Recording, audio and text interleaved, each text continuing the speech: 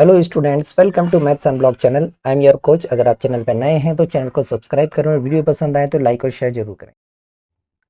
इस वीडियो में आप जानेंगे कि आपको बोर्ड एग्जाम में सॉल्यूशन कैसे लिखना है जिससे कि आपको फुल मार्क्स मिल पाए, क्योंकि बहुत सारे स्टूडेंट सॉल्व तो सही करते हैं, सॉल्यूशन भी सही होता है, लेकिन फुल मार्क्स नहीं लिखते हैं। तो उसके पीछे क्या रीज़न है आपको पता चले। देखिए, सबसे पहले मैं आपको बता दूं कि बोर्ड एग्जाम में जो भी कॉपी होती है, सपोज ये आपकी आंसर शीट है, इस तरह की आंसर शीट होती है और यहाँ पर आपको एक कॉलम बना लेना है जहाँ पर आपको राइट में अपना रफ वर्क करना है।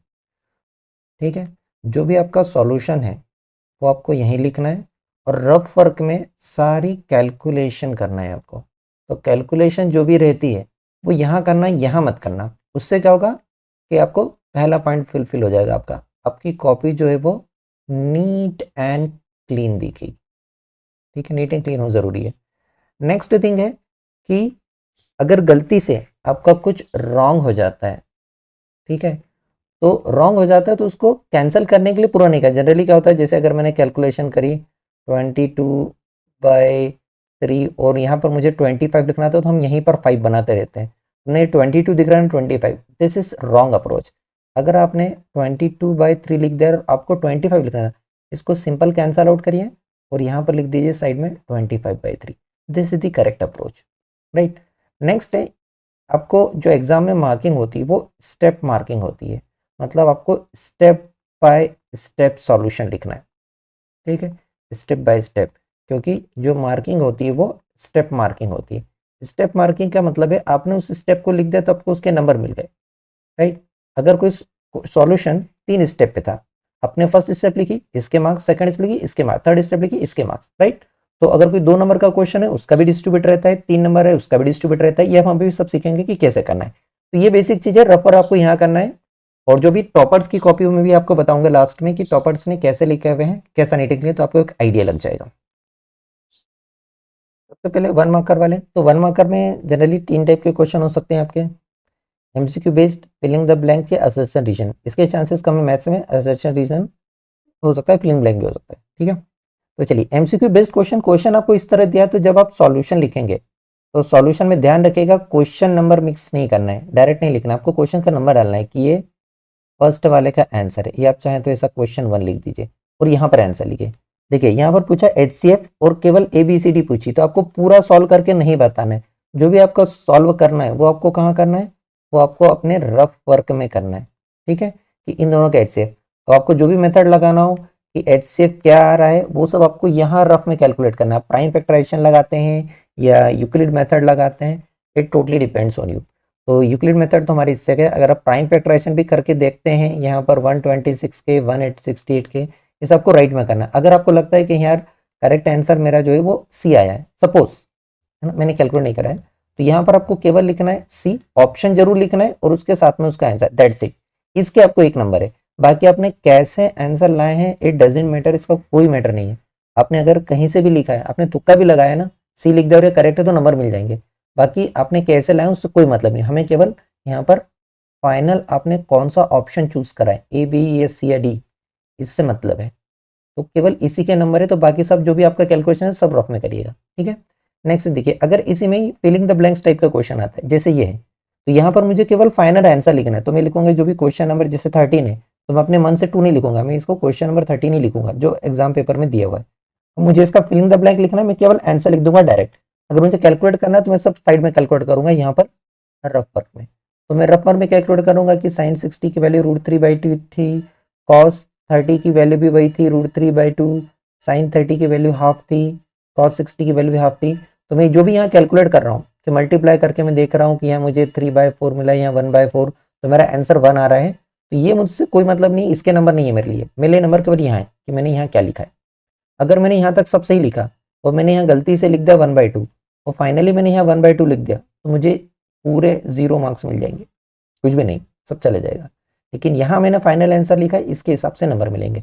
आई होप समझ में आ गया हो आपने कैसे करा। इट डजंट मैटर 1 मार्क में फाइनल क्या आया, फाइनल से मतलब है फाइनल आंसर क्या है, उसके अकॉर्डिंग ही मार्क्स मिल रहा है। चलिए आगे देखते हैं, third essential reason based type का। देखिए इसमें आपको केवल क्वेश्चन नंबर लिखना है कि कौन सा क्वेश्चन नंबर है, कौन सा ऑप्शन चूज करा है। आप चाहें तो ये पूरा लिख सकते हैं, नहीं चाह रहे हैं तो नहीं लिख सकते हैं, बाकी आपको ये लिखना है। जब भी assertion reason based question solve करो तो दोनों को दो इंडिपेंडेंट सेंटेंस करना, कि असर्शन अलग है रीजन अलग है। आपका जो भी कैलकुलेशन करना है वो सब रफ में करना है। जैसे यहाँ पर HCF LCM है तो ये रिलेशन यूज कर रहे हैं, ये तो हमें पता है फॉर्मूला है, मतलब ये तो हमारा ट्रू हो गया। जब रीजन चेक करेंगे आपको फाइंड करना है तो देखिए HCF हमें दिया है यहाँ पर 5, LCM फाइंड करना है और equal to product of number हमें दिया है 150, तो 5 को इधर भेजेंगे तो हमें पता है कि LCM आ जाएगा 30, मतलब यहाँ पर जो दिया है ये रॉन्ग दिया है। तो असर्शन फॉल्स और रीजन ट्रू, तो उसके हिसाब से हमें ये चेक करना है। तो ये थे हमारे 1 मार्कर के, हमें 1 मार्कर कैसे सॉल्व करना है। चलिए 2 मार्कर वाला क्वेश्चन देखिए। 2 मार्कर वाले क्वेश्चन में आपको ज्यादा डिटेल में नहीं लिखना है, क्या क्या इंपॉर्टेंट चीज है उसके हिसाब से ही चलना है। देखिए यहाँ पर ये क्वेश्चन जिससे दिया है, ये मैंने सैंपल पेपर से लिया है। इसमें बोला है कि लीनियर इक्वेशन कंसिस्टेंट या इनकंसिस्टेंट वो बताना है, ठीक है।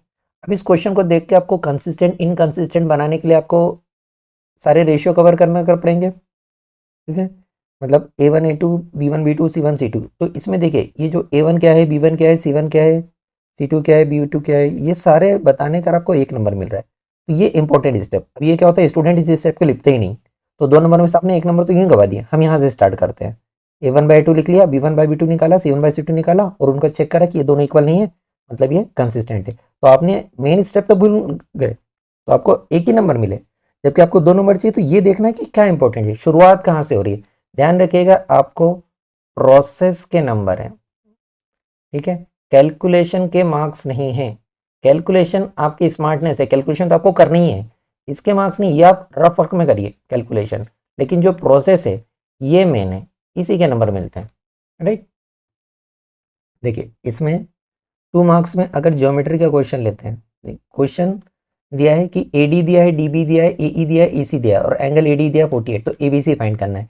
जब भी ज्योमेट्री दिखता है तो कुछ स्टूडेंट को लगता है बस गिवन लिख दो, टू फाइंड लिख दो तो इसके नंबर मिल जाएंगे, ऐसा नहीं है। वो प्रूफ दैट वाले में चलता है, यहाँ पर ऐसा कुछ नहीं है।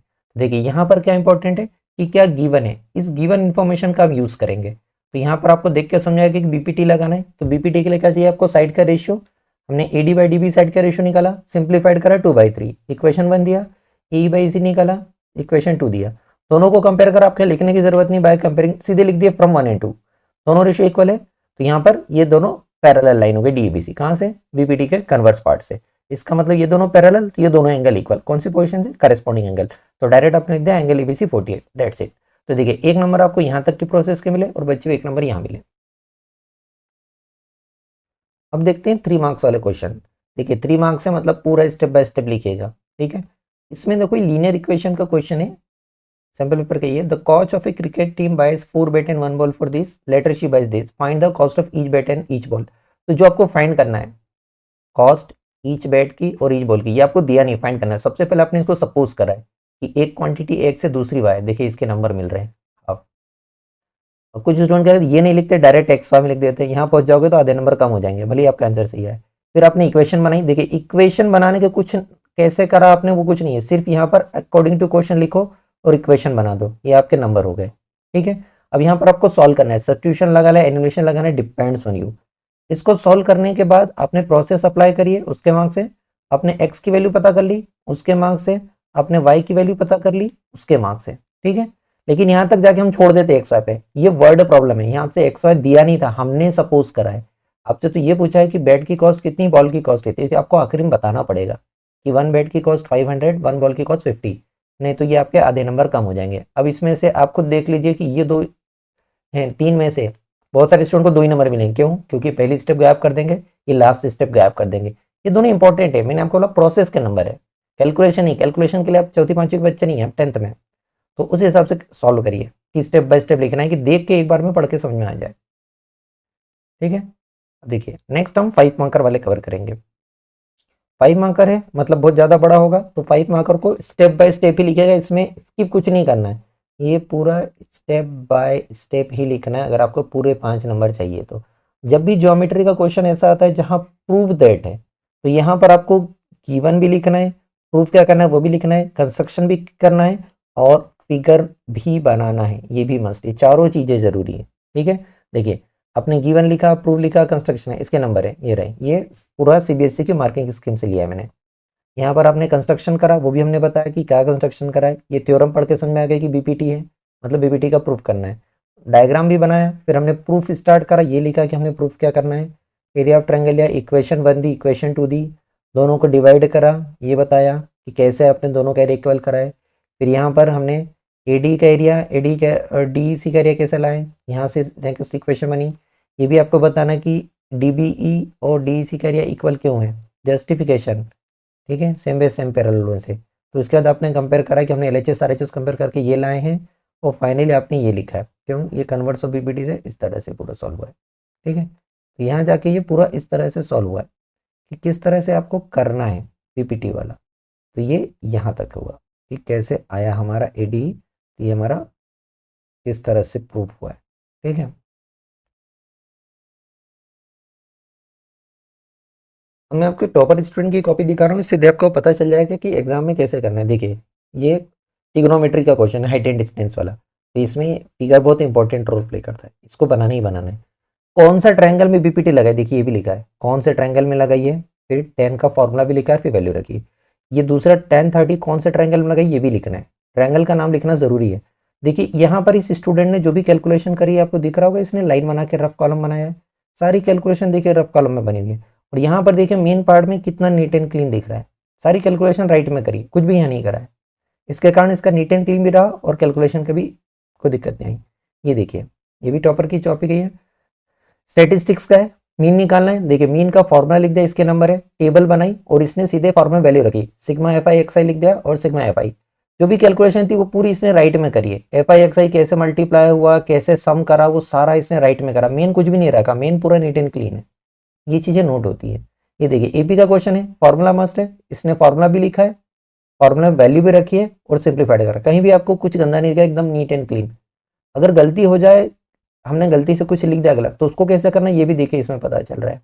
ये क्वेश्चन देखिए, इसने गलती से पहले लेंथ लिख दिया था, ब्रेड लिखा, उसके बाद उसने कैंसिल करा, देखिए सिंपल लाइन, ऐसा नहीं कि पूरा चितार दिया है, सिंपल लाइन से क्रॉस करा, साइड में लिख दिया। जो भी फॉर्मूला लिखा उसने, कैलकुलेशन जो भी करी, यहाँ देखिए राइट में रफ वर्क में करी सारी कैलकुलेशन। तो कैलकुलेशन जो भी है ना वो रफ वर्क में करना।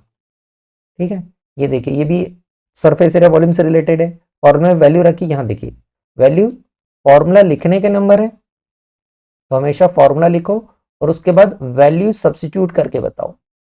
ये स्टेप स्किप नहीं करना है, वैल्यू सब्स्टिट्यूट करके बताना है और फाइनल आंसर क्या आया है वो लिखना है आपको। ठीक है, कैलकुलेशन कैसे करी वो देखो, ये रफ वर्क में है, सारी कैलकुलेशन रफ वर्क में की गई है। ऐसा नहीं कि इसके नंबर कटेंगे, कुछ नहीं, पूरे नंबर मिलेंगे। कैलकुलेशन आपकी स्मार्टनेस, आप कैसे करते हो, डायरेक्ट आता है डायरेक्ट करो, लेकिन आप प्रोसेस करा कैसे है, प्रोसेस के नंबर है। फॉर्मूला लिखो, वैल्यू सब्स्टिट्यूट करके जरूर बताओ और कैलकुलेशन साइड में करके डायरेक्ट आंसर लिखो। यहाँ भी देखो फॉर्मूला लिखा, वैल्यू रखी, कैलकुलेशन करके नंबर लिख दिए, सारी कैलकुलेशन राइट में। ये टॉपर कॉपी है, सीबीएसई की साइट पे भी आपको मिल जाएगी। आई होप कि इससे आइडिया लग गया होगा कि आपको कैसे लिखना है। ठीक है, thank you for watching. Video पसंद आया हो तो लाइक कमेंट और शेयर करें, चैनल पे नए हैं तो चैनल को सब्सक्राइब करें।